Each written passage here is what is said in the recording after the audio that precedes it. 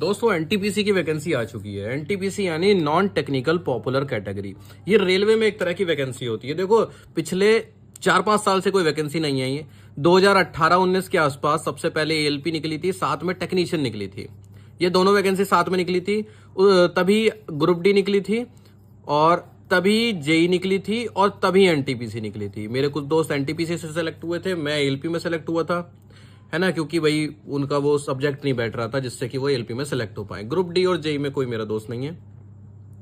तो इसके अब 4-5 साल बाद 2024 में दोबारा से एएलपी की वैकेंसी निकल गई, टेक्नीशियन की वैकेंसी निकल गई, ग्रुप डी की अभी नहीं निकली है, जेई की निकल गई और अब एनटीपीसी का शॉर्ट नोटिस आ गया है। यानी कि उन्होंने शॉर्ट में बता दी ये बात है, इतनी पोस्ट है और ये सीट्स हैं, और लॉन्ग नोटिफिकेशन, पूरा नोटिफिकेशन अभी आ जाएगा। एक्सपेक्टेड डेट जो है जिससे फॉर्म भरने शुरू हो जाएंगे वो है 14 सितंबर। ठीक है।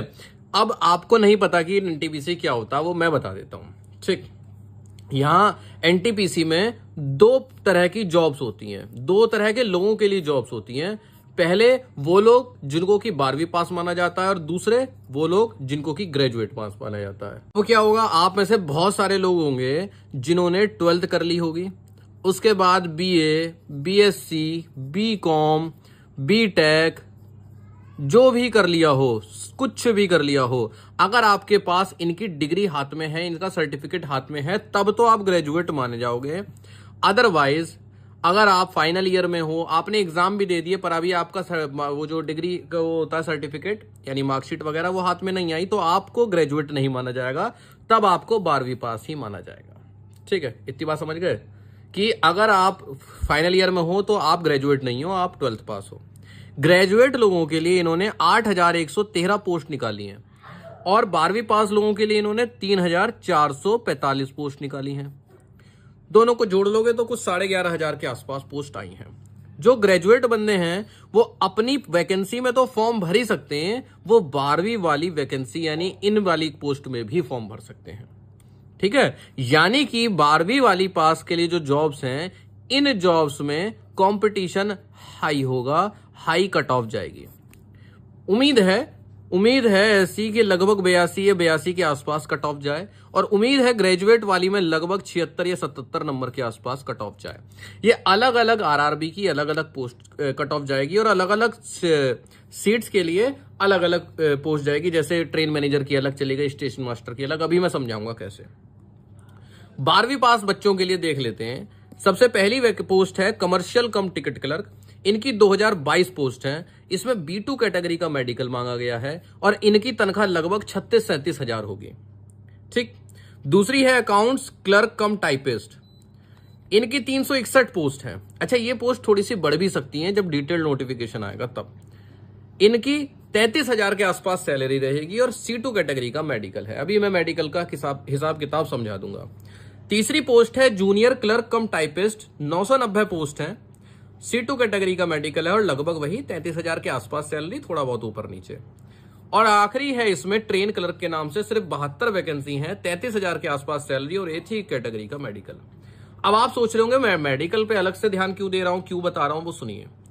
मान लीजिए आप 12वीं पास हैं, आप ग्रेजुएशन के किसी भी ईयर में हैं और आपने फॉर्म भरा। अब वो कहेगा आप अपनी प्रेफरेंस भरिए। अब आपको, आपकी आंखें मान लीजिए कमजोर है, कमजोर आंखों वालों के लिए एनटीपीसी की वैकेंसी सबसे बेस्ट है, क्योंकि एएलपी वगैरह में तो बहुत अच्छा मेडिकल होता है। अब मान लीजिए आपकी आंखें कमजोर हैं, यहां पर अलग अलग क्राइटेरिया चलता है। ठीक है, नोटिफिकेशन में आपको सब पता चल जाएगा कि A3 में कितनी तक आंख चल जाती हैं, C2 में कितनी तक आंख चल जाती हैं और B2 में कितनी कमजोर तक आंख चल जाती हैं।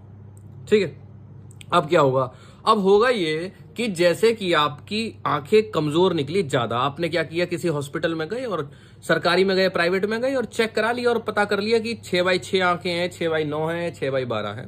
ठीक। अब मान लीजिए आपको पता चल गया कि आपकी जो आंखें हैं वो काफी कमजोर हैं और वो C2 मेडिकल के लायक हैं। यानी अगर आपका मेडिकल C2 कैटेगरी का होगा तो आप पास हो जाएंगे, परंतु A3 और B2 में फेल हो जाएंगे।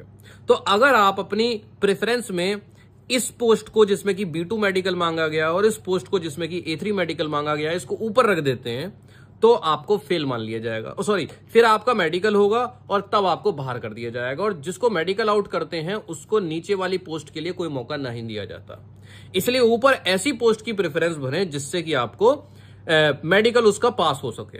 ठीक है, ये बात समझ में आ गई होगी, ध्यान रखेंगे। ग्रेजुएट के पोस्ट की अभी बात करते हैं। फिलहाल बात करते हैं कि जो 12वीं पास है उनके लिए एज है 18 से 33 वर्ष। थोड़े से एग्जाम पैटर्न को समझते हैं, क्योंकि हो सकता है 12वीं पास बहुत सारे बच्चे इसमें फॉर्म भरे और उनको अभी तक एग्जाम का पैटर्न ना पता हो।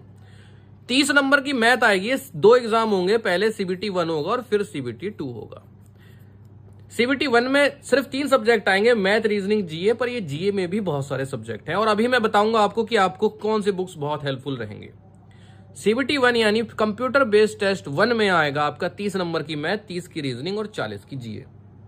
वहीं जब CBT 2 होगा, भाई जो इसको पास करेंगे वो CBT 2 में जाएंगे, 35 की मैथ, 35 की रीजनिंग और 50 की जीए, तभी 120 नंबर का हो जाएगा।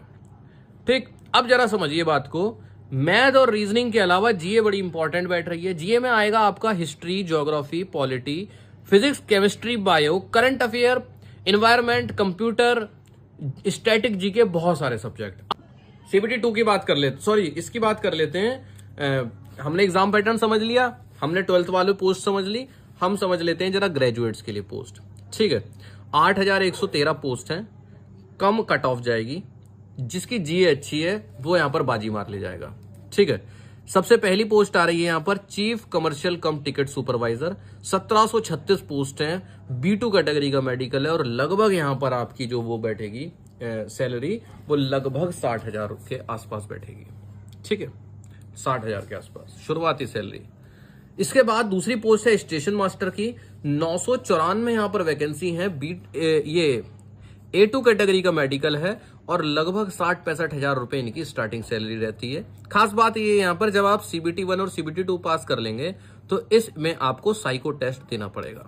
और हाँ, मैं यहां पर बताना भूल गया, जैसे टाइपिस्ट या क्लर्क वगैरह की जॉब है तो इसमें आपको CBT 2 के बाद टाइपिंग टेस्ट देना पड़ेगा, तभी तो पता चलेगा आप टाइप कर पाते हैं कि नहीं। साइको टेस्ट वो बात की बात है कि क्या होता है ये। अगली जो पोस्ट है, वैकेंसी है, ये है गुड्स ट्रेन मैनेजर यानी मालगाड़ी के गार्ड की। 3144 पोस्ट हैं और A2 कैटेगरी का मेडिकल है और सैलरी जो है 75-80 हजार रुपए स्टार्टिंग होती है। और अगर आपकी ऐसी जगह पोस्टिंग हो गई जहां पर आपके ज्यादा किलोमीटर बनते हैं यानी ज्यादा ट्रेन चलती हैं तो 1 लाख के ऊपर आपकी सैलरी बैठा करेगी। ठीक है, अगली पोस्ट आ रही है यहां पर जूनियर अकाउंट असिस्टेंट कम टाइपिस्ट, लगभग 55,000 सैलरी, 1500 के आसपास वैकेंसी और C2 कैटेगरी का मेडिकल। आखिरी आ रही है सीनियर क्लर्क कम टाइपिस्ट, 732 वैकेंसी है, C2 कैटेगरी का मेडिकल और 55,000 वैकेंसी है। मेडिकल में इसलिए समझा रहा हूं, अगर आपका मेडिकल स्टैंडर्ड A2 नहीं है तो फिर आप A2 मेडिकल स्टैंडर्ड वाली पोस्ट की तरफ मत झांकना। ठीक है, जो मेडिकल स्टैंडर्ड आपका हो, जिसको आप पास कर सको, उन्हीं पर ध्यान रखना, उसी की प्रेफरेंस पहले भरना। 18 से 36 वर्ष इसमें मांगी गई है। अब आप कहेंगे मैं शुरुआत कहां से करूं भाई, मैं पता कैसे चलेगा कैसे पेपर आता है, क्या होता है। बस शुरुआत, और एंड भी वही होगा जहां से शुरुआत हो। उम्मीद है आपको NTPC में इन पोस्ट को लेकर, इस मेडिकल को लेकर और मेडिकल को लेकर क्या सावधानी बरतनी है फॉर्म में, ये बात समझ में आई होगी। कोई भी आपके सवाल हो आप कमेंट करके पूछ सकते हैं।